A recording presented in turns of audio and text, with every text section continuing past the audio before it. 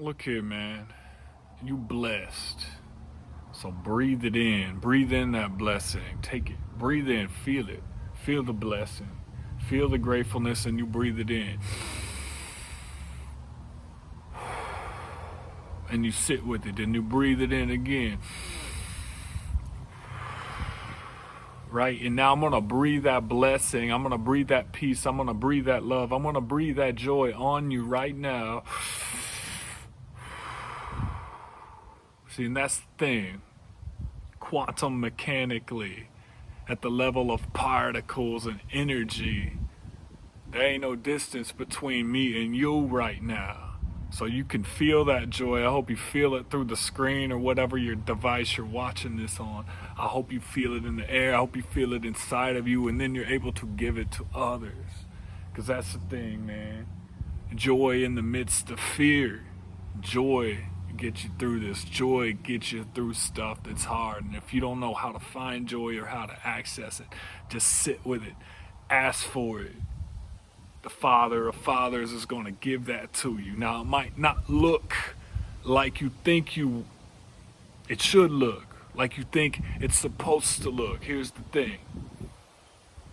So much blessing in this situation we find ourselves. So much blessing. In fact, I would argue we've been asking for something like this. We've been asking for more time for creative projects. We've been asking for more time with our families. We've been asking for God to show us what's really important. And here is an opportunity. I'm not saying God created this. I'm not saying that God made the things that are bad happening, but here's the deal, man. Alchemy. You can use this as a blessing. You can use this as a time to develop yourself. The whole world is changing through this. You got to see that. But you got to cultivate the joy, find the joy, ask for joy. And I will speak that into your life right now. If you can't find the joy, you will find it. You will find the joy. That joy will come to you. Just keep your eyes and ears open, because it's going to come to you in a way you never expected. Don't get caught up on what the package looks like. Get caught up in what's in the package. You know, it's interesting, right? I feel like teaching today. I'm going to teach today. I'm going to put my teaching hat on for a second. That's my teaching hat. I'm going to teach today. So here's what we're going to do. Y'all remember the old story of Jonah and the whale? Most of us are familiar with this. Here's the thing about stories in the Bible, right? They're symbols, they're archetypes. So whether you're a believer or not, there are essential truths we can pull out, because if we look at these stories and we compare them across cultures, there are similar stories in every culture. Check out Joseph Campbell if that's something you're interested in. He gets more into depth than that. Regardless of where you're at, we can pull some essential truths out of this story, man. Jonah and the whale. We look at Jonah. Before I break all this down, let's look at what happens to him, man. He's in the belly of the beast. Now let's pull out the metaphor. Let's extend the metaphor. The belly of the beast could be any situation in your life where you feel like things are hopeless. You got no hope. So you have to humble yourself to the lowest point. I mean, how much lower can you go than being in the belly of a giant fish, being in the belly of a freaking sea monster, thinking you're going to die, thinking you ain't going to survive, right? I've been in some scenarios where I could say, boom, I'm in the belly of the beast. Some of us are in the belly of the beast right now. We're in a point of suffering we never thought we would see. We can't imagine. It's a shock to our systems. So, cool. That sucks, and I'm sorry that you're there right now, but use it as benefit. Okay? Humble yourself there, and you will see miracles happen. But then don't forget about it once they do. This is the mistake people make. They get the miracle that they're asking for, then they get caught up that the miracle either didn't arrive in the package they expected, Or they forget about the miracle that happened and then go on about their lives the same way as they did before, forgetting about the whole thing, and then end up in another scenario. See, this is the thing about life. It's going to give you the same test over and over and over again until you learn how to pass it. So pass it the first time so you can move on to the next level. There are levels to this thing. Okay. Jonah's in the belly of the beast. He humbles himself. He gets spat out. But let's look at Jonah, because some of y'all are saying, well, Jonah was the chosen of God. Maybe he was the chosen of God. But it doesn't matter where you're at. Some of y'all are looking at, well, I can't start because of the circumstances aren't great, or I can't work on this thing because I just need X, Y, and Z to fall in line. Forget all that. Just start. Again, let's look at Jonah. Jonah was not a dude where the circumstances were perfect. God called him to go preach to this nation, Nineveh. He's like, Nineveh are a bunch of infidels. I hate them. They do not deserve to be saved. So he tries to run from God, right? Some of you are trying to run from your destiny. Some of you are trying to run from the gifts that are set upon you. Well, guess what? He tries to run from God. He gets on a ship, goes the other direction. He causes such a ruckus on the ship, he gets thrown off of the ship, gets swallowed by this beast. Okay, so he's running from his destiny. How many of you are doing that? He's running from what God wanted him to do. He's running from whatever great thing, great desire that was put in his heart because he was afraid of it. How many of us are afraid of it right now? He was running from it. He gets swallowed. He's in the belly of the beast. He has to humble himself because he's at the lowest point of the low. He gets spat out, and now he's back in the nation he was called to go minister to. Again, here's the gift. Here's the miracle arriving in a package he doesn't expect. He doesn't even want to be there. He doesn't love these people. He doesn't care about them. And then guess what happens? The whole nation gets saved. So sometimes it's not even a matter of if you want to do something or how it's going to happen, right?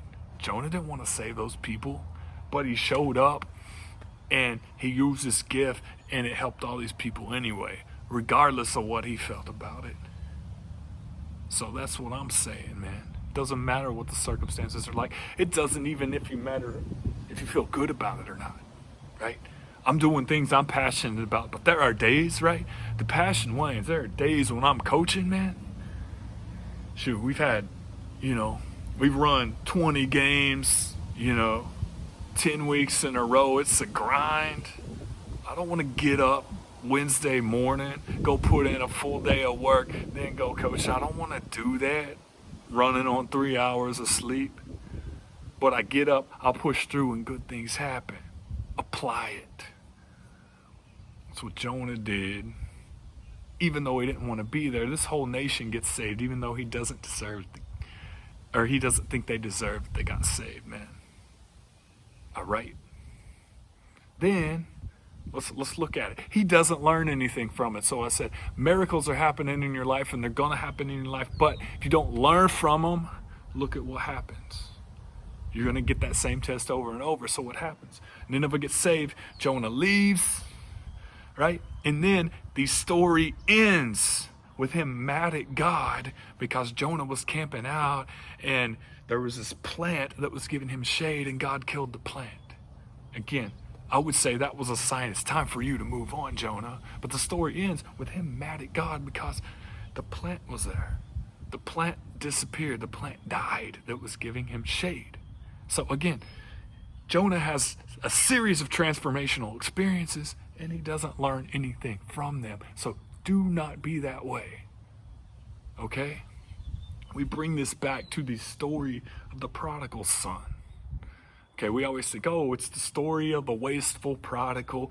He spends his inheritance. He comes back and the father welcomes him back in open arms. Yes, that's a beautiful point of the story, but that's not the point of the story. The point of the story is how good the freaking father is. That's the point of the story.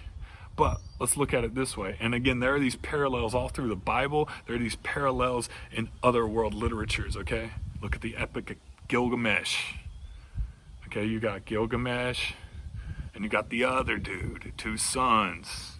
Okay, you've got Jacob and Esau, if we're looking at other Old Testament stories. You've got the tree of knowledge of good and evil, tree of life, okay? Always two choices. These are all things. If we want to pull it up, pop culture reference, talking about the Marvel universe, which is based on Nordic mythology. You got Thor and Loki, two brothers, okay? Right? All of these things are telling you, they're preaching the same and teaching the same stories with the same messages. So, prodigal son, right?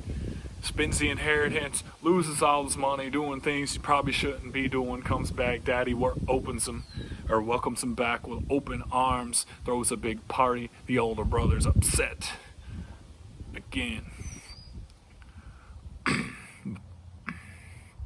It's about a really good father.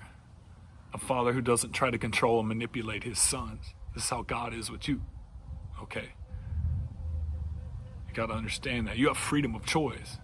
Your choices have affected your trajectory, and your father has been leaving you signposts throughout your life. You've just chosen to ignore them.